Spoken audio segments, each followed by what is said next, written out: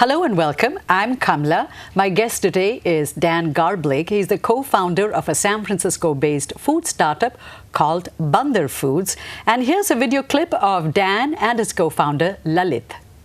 Hey, what up, Internet peeps? We're Dan Garblick and Lalit Kalani of Bandar Foods, the new monkey sauce. We're a startup food company based in San Francisco. And the Philadelphia. We reimagine traditional Indian chutneys as condiments specifically designed for everyday American use. We make Indian hot sauce. Boom. I'm Indian. And I'm American. Dude, I'm American too. Yeah, I know that.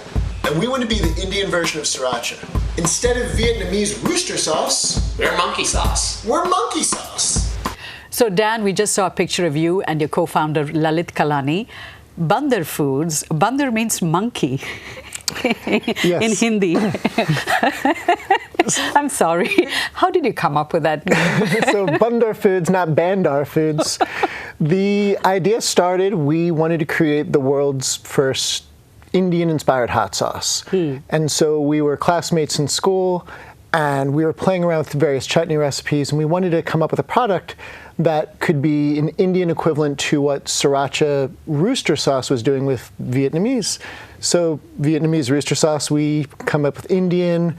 What's our favorite animal? Monkey. So then Lalit taught me the word bandar, and so hence that became the name of our company. We figured let's just go with that. So from day one, that was the name.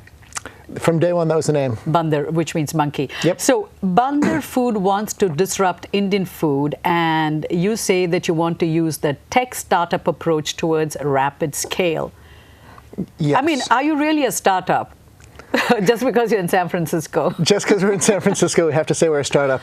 We've done this leanly. We've tried to follow a lot of similar approaches that tech startups or other type of physical product startups have taken in the area by going with a small team, focusing on the opportunities that can create the most scale in a limited period of time, and are coming at the market with a very unique idea that has the potential to actively displace incumbent folks that are there.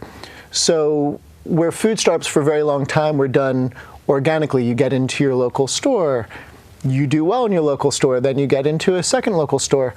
We're combining that approach with one where we're going after the big fish, we're going after larger retailers, we're looking to create a brand that can resonate with a large group of people from early on. So larger retailers like Whole Food and Safeway? Exactly. Those are so you're not going to the small mom and pop stores? We're doing both. We want to be in all sorts of retailers. Okay. However, we came into this business with the approach that we knew we had an opportunity to create a brand, to create a product line that had the potential to be something large. And so to do that, we wanted to get started to go after some good opportunities to begin with. We have pictures of your product. So there's the bandar, you have 6 kinds of sauces, monkey sauces, and then the Naan Chips. So those are the 2 main products that you have right now? Correct. So we started with just the condiments. Okay. So what these condiments are is they are the world's first squeezable chutneys. So the backstory, how it happened was I went into an Indian restaurant. The food wasn't spicy enough for me. Everyone has that friend that ruins the food. They need to put so much hot sauce on it. That's me. And so it wasn't spicy enough. I asked for hot sauce. They didn't have any. So I said, well, why is there no Indian hot sauce? Lalit introduced me to chutneys, including his mother's homemade chutneys, which were delicious. Achar. So one being mango achar, exactly, or pickled mango. And it was delicious. I just didn't know how to eat it. So it just kind of sat in my fridge, and one day I'm sticking a tortilla chip in the jar when it dawned on us to just put it into a blender, and then we created a pureed version that can go into a plastic bottle, which is what started off our product line, that now this is a universal product that can easily be put on French fries or burgers or hot dogs. So we started off with the spicy mango, and then the mint cilantro were our first 2 products, and have grown to now 6 authentic squeezable chutneys that we are marketing as everyday American condiments. Everyday American condiments. Everyday American condiments. That is interesting. And how much do they cost? So you can get them in stores for $3.99 retail. Okay. how does somebody like you, this comes from a viewer, how does a white guy growing up in a suburbia get interested in Indian food? Did you have Indian friends growing up? So I became interested in Indian food, like many people, when I went to college and explored a wide variety of different foods. Where, Cornell? At Cornell. So Ithaca is a foodie town, and that's when I discovered Thai food and Mediterranean food and Indian food beyond just my small town where I grew up. And so became fascinated by the flavors and loved the flavors. You didn't jump out of your chair when you had the first pickle, the Indian pickle? I did. I loved it. I stood up and I said, this is the most amazing thing. I need to start a company one day. But it was wonderful, these flavors. And so I've always been a little bit of a fusion eater. And I think that many people of my generation grew up in this world where things like sushi burritos aren't weird, or Thai tacos. And so when you see this melding of different cultures, this idea that you can take flavors from something such as Indian and then put it in a format that makes it accessible and easy to use with pizza. So are you the post-McDonald generation? I suppose so. Because fusion, because when I first came to this country, when they said, do you want pickles with it? I thought they'd give me achar. Right. And guess my surprise when I saw the sliced cucumber in dill and vinegar. I'm like, this is pickle? Yep. So we've come a long way since then. And I think that what we conceive as American food is changing. So I live in the Mission neighborhood of San Francisco, and so my everyday foods are burritos and Thai and Chinese and Indian, and foods that are often relegated in the supermarket to the international or ethnic aisle. Yet that is what I'm eating every day. These are the types of restaurants that are growing quickest in the United States. The ethnic... what is referred to as the ethnic, and typically skewing... But you want to reimagine it, call it American, everyday American. We just think that these flavors are becoming more American in general. So when I talk to my friends and say, well, what do you eat normally? And it's not just what our parents ate, which could have been more homemade casseroles. Now, there are so many options to go and explore a wide variety of different foods. Burritos, Chinese, Indian food, this is all accessible. Your wife is Chinese? Yeah, she's Taiwanese descent. Okay, so you probably have a mixed plate at home. We have a very mixed plate at home. Does she like your chutneys? She loves her chutneys. Okay, so how did the idea come about? Because you went to Cornell where you studied hotel management. Correct. Worked in Vegas? Yes. And so this question again comes from a viewer. Okay. They wanted to know if you ever did casino management? I did food and beverage management. Okay. So I helped manage restaurants as part of a rotational managerial experience at Harrah's Entertainment. Okay. So I got experience to the casino side. Okay. But so same person wants to know, does the house always win? Always. Always. So the slot machine is just a little side thing? The slot machine is a great way to ensure that the house always wins. Oh, wow. Okay. So you spent a few years there in the hospitality side. What prompted you to go back to business school? So after Harrah's, I worked in real estate in Los Angeles for a little bit, doing hotel real estate. The real estate world didn't have some good years in 2007, 2008, and so forth, which gave me a good time to go back into business school. While in school, I knew... This is Wharton. Correct. So then somehow got accepted into Wharton and was very fortunate. Somehow.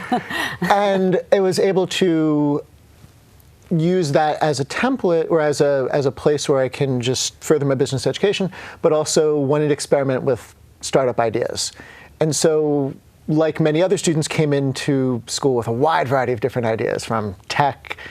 And just on the side, me and Lalit, who are good friends, we were just in my kitchen playing around with these chutneys and blending stuff, and we were just giving them to friends for fun.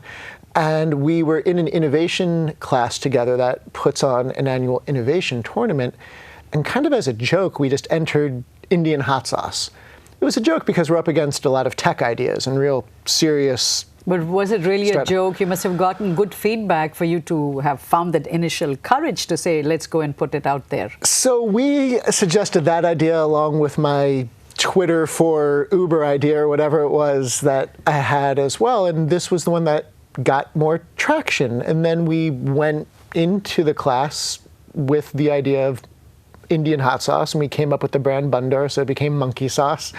And somehow that ended up winning the tournament. But therein lies a story. What do you mean somehow? You must have done something right for you to have been noticed and to win, right? So I think during this time we realized that what we were just making in our kitchen, which was a delicious sauce, had this universal appeal that can bridge worlds.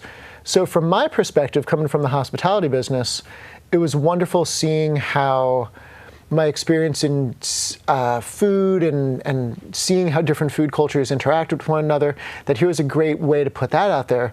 From Lalit's perspective, he was born in India. He moved to the United States when he was 15, so he spent half his life in India, half in the United States. And he's always been befuddled that Indian food isn't as prevalent in the United States as Chinese or Thai and so forth. Excepting for naan. Exactly. And even then it's not nearly as popular. I don't think that most people know Naan Chips the way that they would even know egg rolls. Right. And so for Lalit, this was a chance for him to create a brand that could enable his culture that he grew up with to become more integrated into American society. So were you pleasantly surprised when you won the tech challenge? Pleasantly surprised. Okay. And so what happened next? Because then you graduate from school. So during this time, Lalit and I gave each other a high five, and we said, we have a very easy, fun side project now. So we were going to go and both pursue full-time post-MBA jobs. So Lalit became a management consultant. I got a job doing business development at a tech startup out here. And what kind of tech startup? An advertising technology startup. Okay. So one that was based here in the Bay. And so we spent a lot of late nights and weekends working on Indian hot sauce. And so it took 2 years for us to get our product fully made. So the minimum viable product, as they say. Minimum viable product, as they say. So this was the squeezable bottle? Yeah, and so it was surprisingly challenging to find a way to create the world's first squeezable chutney. How much of it was inspired by Sriracha? You know, you must have looked at Sriracha every time you were trying to make your bottle. In many ways, yeah. So we looked Did you look at the form factor? Why did you go for that form factor? Well, we wanted a squeezable bottle to begin with, just because we knew that an easy way to separate us from other pickles and other chutneys was that instead of an old-fashioned glass jar, we could be something different and be a pureed version. Secondly, because Sriracha was starting to gain popularity, people knew what it was. It could now help us say that we're the Indian version of Sriracha. So we knew that we wanted an animal, which is why we became monkey. But during this 2-year process was when we came up with what our brand would look like. We started talking with some retailers, and the great story is that we had the chance to meet with the North Atlantic region of Whole Foods. Before we even had a viable product, we just scotch taped a label onto a bottle and just brought a recipe, and they flipped, they loved it. They said, this is exactly what we're looking for because it's a product that takes the authenticity that's present in this aisle, but brings use case, brings something that's a little bit more So you Americanized obvious. We can say that we Americanized it, yeah. Yeah, because you first blended it. So we blended it. Yeah, and then you put it in a squeezable bottle. Americans know how to use squeezable condiments more than they know how to spoon chutneys. So where is the product made? The product is made in India. Okay. Yeah. And then you ship it here. Correct. What about the naan chips? So the naan chips are a new item. So building on this idea that we wanted to create, or we wanted to transform classic Indian products for everyday use, naan is one of the most classic Indian products, one that many Americans are already familiar with. And how do you make that every day? Well, let's make that snackable. So Tortilla chips. Americans like to snack. And oh, Indians too. And Indians too. So in doing so, what we realized is that by taking the world's most popular flatbread naan, that when we roll it thin and we bake it in a light, airy way, that we have a product that's in many ways superior to pita chips, which is really the closest and the most popular type of bread-based chip. So we're 60% less fat than pita, and we can do interesting flavors such as tikka masala or garlic that makes for a different type of snacking experience. Well, I first had your Naan Chips earlier this year at a Food and Tech Yes. event at the Levi's Stadium in Santa Clara, and I was blown away because the packaging was so interesting for your naan chip. It's so Indian. I'm like, wow, and Bandar, and I'm like, did I read that right? So I first thought it was Bandar. Bandar Foods. So I'm like, and then somebody said, no, it's actually monkey sauce. And I'm like, I got really curious. I said, how come I haven't seen it? So maybe it's not down here in Safeway here? The chips are just starting to roll out in stores. So we launched them this summer of 2015. But more in the city maybe, not down here in Silicon Valley? Not in Silicon Valley yet, though Okay. we're starting to present to a number of stores down here that are very interested in taking it on. So you should start seeing them soon. You've raised money? We've raised some money so far. And was it seed money? So we raised convertible debt to get started, a convertible note. Why is it that you went the convertible note route? What is the reason that, because it's also known as a bridge loan? So it's known as a bridge loan, and I think that the idea of a convertible note is becoming more popular with entrepreneurs. Why? A few reasons. First is that you don't need to price your round. You don't need to come up with a valuation ahead of time. And so when we were talking to our first angels that wanted to come into the business, a lot of them had more experience with tech startups but didn't really know much about the metrics of food startups. And so rather than getting into arguments and negotiations to start off what we hope would be a long-term partnership with these investors, it was better to say, let's just go with a convertible note, and then whenever we do convert, it's going to be in the investor's best interest. The second reason, which is also good, is that it's just a lot easier to conduct a convertible note. It's essentially a loan, and so the process is it's less rigorous for legal, for timing perspectives. So it's an easier way to raise money, but there are some challenges when you do it this way. Yes. Okay, because valuation is missing. Yes. And that's the number one thing that, especially if you're in Silicon Valley, valuations are through the roof. Through the roof, right? Right? Unicorn, I don't know, the super unicorns, I have no idea. I mean, I think Uber is raising, I don't know, how much is it raising? Billions of dollars they've raised, yeah. Yeah. So that puts pressure on companies like yours, which, like you said, you're a food startup and you're here in Silicon Valley, and the investors don't have metrics for food. I think what we're seeing, though, is that a number of investors, at least in Silicon Valley, whom have historically invested in tech, are getting a little bit spooked by the booming valuations and some other valuations getting written down, and the fact that many startups are kind of doing similar things, that they are starting to look toward physical products. Well, when food, they've invested millions of dollars in the last 4 or 5 years. Oh, for sure. And a lot even around here. So yes, here. Blue Bottle and Tava Kitchen. So and the other coffee shop, Phil's Coffee. Yeah. And then there's Kite Hill, the cheese company, Yep, exactly. whom you know. Yeah, I know Matthew. Okay. So a lot of food companies here are Yes. getting a lot of money. And it's just not 1 or 2 million. They're getting 10, 20, 30 million. Yes. You know, so there's a lot of money invested in food companies. Was that one of the reasons that you came here?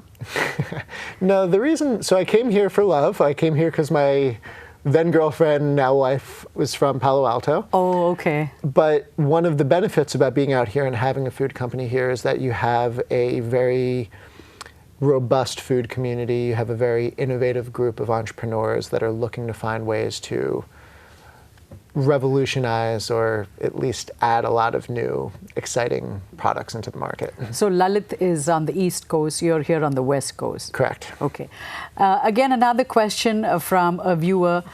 They want to know, how did you grow up with Indian friends, and what are the biggest challenges of being a suburban white guy and doing biz dev and building a brand around spicy Indian chutneys? This is not my question. This is from a viewer. The viewer asks a good question. So I had a few Indian friends growing up, but in my hometown, it was Where did you grow up? I grew up in suburban Philadelphia. Oh, okay. So You're a Philly person. Exactly. Okay. So, but Chestnut Hill, where? In Bucks County. Okay. Which is a very rural part of Philadelphia, which didn't have much ethnic diversity, unfortunately. Okay. But I would say the challenge in me coming out with this is trying to market to both our audiences, where in one case we want to show this as a very authentic Indian flavored product, and then on the other side I want to show that this can be eaten every day. And I think it's actually worked to my benefit in a few ways. One, we think the products stand for themselves in terms of authenticity. So the flavors, the sauces are made in India. We spend 2 years. And the chips are made where? The chips are made in the East Coast here in the United States. But you also make something in the UAE. So then we also have 2 other snack lines. We have papadums, the lentil chips, and also a crisped vegetable product. Okay. So we're focusing more right now on the naan and the condiments, but we have a pipeline of other snacks that you can order from our website, but we'll be pushing pretty soon. So you've been given the task of building the brand around it. How difficult is it for you? Do you have to explain a lot, or do people take you at face value? It depends on who I'm talking to, really. I think that... Mainstream America. So I think one of the things that helps... Pittsburgh. Can you go to Pittsburgh and sell the product? We can sell the product in Pittsburgh. So our Naan Chips, for example, are now in Giant Eagle, which is as conventional of a grocery chain as you can find in Pittsburgh and Ohio. And when we went through that process, I think it helped that me, as a white guy from a small town, was so enthusiastic about these flavors, because then it's not Lalit, who grew up with them, saying, oh, these are wonderful flavors. It's me saying, look, I just had pizza and McDonald's, and now I'm having this because this is now part of my everyday diet. Granted, I think I pronounced the product Bandar to make it easy when I was pitching the product, but I think that it does give an advantage a little bit that I at least come from a background that's perceived as more in line with the rest of mainstream America, that I can show that these flavors are integrated in my diet than it can be integrated into anyone's diet. Did you want to be in the hospitality sector growing up? What drew you to be part of the hospitality industry? I don't know. I would say that my personality tends to be one of wanting to be a people person. Did you work in restaurants as a high school kid or something? I did throughout college. So yeah, my entire college career was either spent bartending or waiting. But that was, you're already doing hotel management. So my very first job was making raviolis at a farmer's market. So I made raviolis, and then I worked in a water ice shop, which is a Philadelphia-based product that's similar to shaved ice. Okay. But so those were my very first 2 jobs. And so the food industry has always kind of been in my blood. Wow, Yeah. okay. Have you broken even? Are you generating revenue? We're generating revenue. Okay. So we plan to break even middle of 2017. We are purposely going... 18 months out. Yeah. So we're purposely going right now, investing in sales, investing in marketing to try to grow the brand a little bit more aggressively. So what are the challenges of, there are already some well-established brands in the ethnic food market, especially for Indians. The name shall not be mentioned, but there are, on the East Coast. How do you compete with them? Because they already have a global distribution system. They're able to scale. They have probably locked up the supply chain. I'm just guessing that they must have locked up the... So how do you compete with the companies that have already got a name out there? Because the idea of Indian food is in such a nascent stage in the United States, the rising tide raises all ships. Both. Yeah, so when we look at our competitors, we rarely see cannibalization of our products. We don't think that many people are going into the Indian set and saying, I'm going to buy one product in this Indian set and it's going to be this versus a competitor. And I think that we're coming at it with different angles to show how these flavors can be better integrated into Americans' lives. I would say just how we differentiate ourselves is that many existing Indian companies are currently showing their products as, here's how you can have an authentic Indian meal at home. If you want to make butter chicken or tikka masala, here's a great way to do it, either as a ready-to-eat meal or frozen or various ingredients, where we come at it from a different way. We say, eat your chicken sandwich, eat your tacos, eat whatever it is that you want to eat, and here's a wonderful new flavor addition that you can add either in the form of condiments or in snacks. So the way you're differentiating is you're an American ingredient in some ways. So we define ourselves as an American company that's Indian-inspired rather than an Americanized Indian company. Yeah. Okay, that makes sense. Have you been to India? I have. So when was the first time you went to India? A few years ago. And did you survive? You obviously did. I love India. It was great. Where'd you go, Bombay? So mainly in Bombay, yeah. So that's where we were making the product and where Lalit was originally from. Have you watched any Bollywood movies? I've seen a few. You have? Yes. I'll sing later when I'm off camera. You don't have to sing. But what was it like when you first saw your first Bollywood movie? What was it like when I first saw my first Bollywood movie? What went through you? Well, I love it because I'm a sucker for a love story.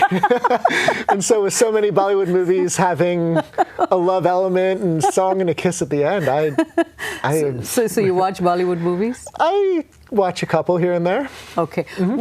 What have been the biggest challenges that you did not foresee, that you and Lalit did not foresee? Because having had that experience in the hospitality industry gives you a certain edge because you know the back end, you know how supplies, how